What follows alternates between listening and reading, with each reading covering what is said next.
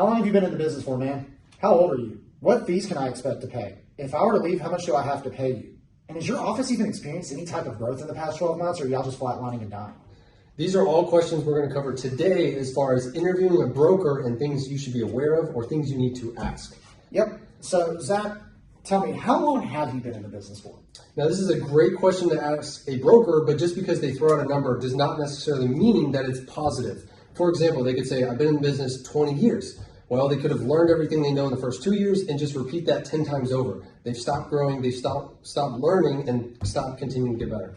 Yeah, absolutely, man. And then how many transactions did your office actually close last year? So us personally, we actually did close to 600 deals last year. Wow, okay. But I would be careful, again, as far as shiny object, if you have people lumping the whole company stats across the nation. We've done a bajillion deals, or we've done a bajillion in volume. You want to know specifically how many deals has that office done in particular. Yeah, because that broker only oversees that office, not the whole company. So if they're lumping the whole company together, that's awesome. There's a lot of high-producing companies out there. That specific office. Zach, how accessible are you as the broker?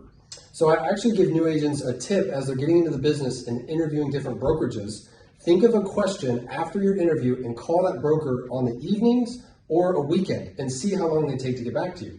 If you, for example, call on a Friday night and they call you maybe next Wednesday, there's your answer for the level of support you'll get from that broker. Absolutely. And I know I can call you on a Saturday and you're probably going to answer, or I know you're going to call me back later that day. So that's the best part about this place. So what fees, though, could I expect to pay as an agent? So this is really, really important as a new agent, is we even put it on our website. There's no squinting for the fine print. Oftentimes companies will lead with general marketing, 100% or this or that, but then it's not until you agree to sign up for that company that there's this fee, there's this fee, there's this fee, and it keeps adding up. Good example is we've had agents join us and they go to print something off and they ask how they pay us. Yes, we've been asked over and over, do you guys charge for printing? Or do you charge an office fee? Do you charge for tools? So many things people get charged for. Guys, these are all things that you need to ask before signing your independent contractor agreement with that brokerage. Ask for the bottom line, because people also switch or change the terminology. They say, well, there's no monthly office fee, but there's a virtual fee. So people just call it all different things, but ask for the bottom dollar. What's it going to cost me? Absolutely. Now, real question I need to answer for me is, who's going to help me with the contracts, man? Is it going to be you? Is it going to be somebody else that's signed for contract? Who's going to help me? So at least with us, we've built out a current support system. Last year alone, I approved over 600 deals by myself. This year, we brought in Cameron for compliance to help out with that. But that's really important to see, is this the broker that's actually overseeing it? Who's handling it? Because these are legal documents. Mm-hmm. The fastest way to get out of business is to get sued and lose your license. Me personally, I've taken a Harvard Law class on contracts, licensed in 3 states. We're part of the fastest growing office, so we're seeing a lot of different scenarios pop up. And we're also two people that have a lot of confidence, and with that, we're confident in what we know, we're confident in what we don't know. Guys, nobody's going to have the answer to everything, but one thing we can and will do is we'll call the Tennessee Association of Realtors, we'll call a local association, or we'll call an attorney. Like if we have to say, hey, let me get you the right answer, we've got to find you the right answer. Guys, contracts, there's going to be a million different things. You need to find out who's going to be helping you write that contract. And I would put into context too, for example, if we've closed close to 600 deals, you might have an office that maybe they oversee 60 deals a year and they've been doing it for 10 years. We basically got that 10-year experience lumped into 1 year. The next biggest question that I've got to ask, how do you even get your broker's license? So this is the most mind-blowing thing to find out, is to get a broker's license. You only need to have your affiliate broker license for 3 years. You can sell 0 deals, and all of a sudden you can get your broker license and run an office. Yeah, and don't you think that could lead into some issues, especially on the back end, trying to figure out difficult situations, people moving or people selling? Like, don't you think that there should be some standard to that? There absolutely should be a standard, and I've seen a big misconception. Again, we're not calling anybody out, but just trying to inform people, is it doesn't matter what company you work for. It could be a nationwide company, it could be a local company. Again, that same broker that has sold 0 homes could be sitting for that nationwide chain, that local franchise. It doesn't matter, but you really have to do your homework with who you're talking to. Absolutely. And that's going to lead me to my next question. Do you view experience as an age thing, or do you view it based on transactions? So again, another misconception with new agents is assuming age equals experience. And the big thing is, I've seen people out there that, I'm making up numbers, they're 60 years old. They've done an entire lifetime in a different field, and they got their license for the first time at the age of 57, sold 0 homes, now they're 60, and they're a broker. So again, age doesn't mean anything in real estate. It comes down to your actual experience. Absolutely. And then, man, I've got to ask, how old are you? So me personally, I'm 29. Perfect, because we've been hearing that question a lot from new agents because we are young. But guys, as an office, we closed over 600 deals last year. So, like I said, we're confident in what we know. We're confident in what we don't know. 90% of the time, don't you think we can answer the question? And it's really cool to see when you get a group of like-minded individuals together. We're actually starting to get brokers from other offices to join us. We're getting offices that have shut down and merged with us. Absolutely. So we're getting all that experience in-house here. So it's a cumulative effect across the board. Man, that's going to lead me into my next question. It's a big question for me. If this office isn't the right fit and I want to leave, are you going to charge me as the brokerage? Again, look at the bottom line. We don't keep anything. If an agent's unhappy, that means we are not doing our job. We release everything.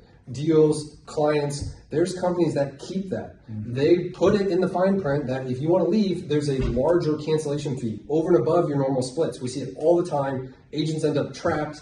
They can't leave. Then they get the next deal pending, and they're just stuck in this cycle and can't get out. Yeah, absolutely. And as an agent that is wanting to join, I think a big question for me would be a growing office. Has your office experienced any type of growth in the past 12 months, or is it flatlining? Is it going down? What type of growth are you experiencing currently with Zach Taylor?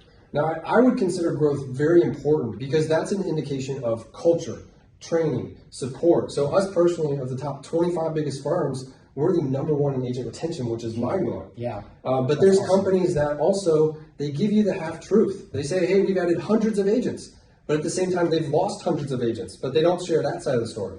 One thing that I would ask is how many agents did you net last year? Because they'll say we added 200, but they're going to leave out the fact they lost 150, right?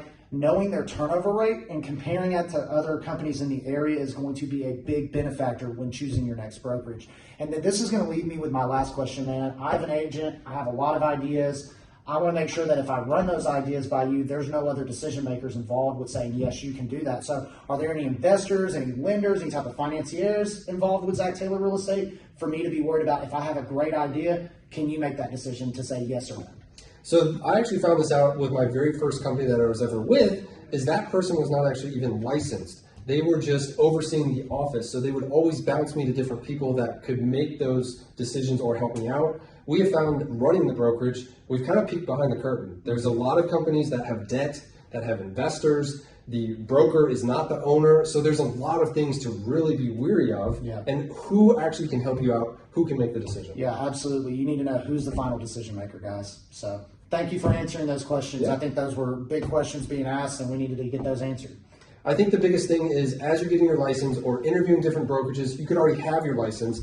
It's really take everything with a grain of salt and really just go with your gut. Yeah. If you start asking some of these questions and things don't feel right or they're giving you political answers, then maybe that should be a warning flag or a red flag. Yeah, absolutely. If they can't answer you directly, if they're diverting from the question asked, guys, red flag. And also just check who's actually meeting with you during these appointments. Hey, I'm interested in your company and I show up, who's meeting with you? Is it another agent? Is it a receptionist? Is it a recruiter? Is it actually the owner? Have you even talked to the owner? Do you even know who it is? These are really big things to show the level of care and support when you go into that company. Absolutely. I mean, you've been licensed since 2017. Same for me, 2017. Guys, you need to know who are you meeting with? Are you meeting with the owner? Are you meeting with a recruiter? Or are you meeting with one of the agents? Right? You need to ask a lot of important questions when interviewing your broker. A lot of times we walk in and we let the broker interview us. 99.9% of the time, the broker wants you anyways. So you turn it around on them. You ask them questions. You're the one in charge. This is your business. The brokerage is there to support you. Sadly, in this industry, it does happen where new agents, they interview the brokerage and then they hope for a spot. Most brokerages will take most agents on because it's just a number and hey, I'm starting to make a split off this agent. So really go based on who you feel is the best fit. Yeah, absolutely. And guys, you can reach me anytime. I know for a fact you can reach Zach anytime. So anything we can do to help, feel free to reach out anytime, okay? Awesome. We'll see you guys next time. Thank you for watching.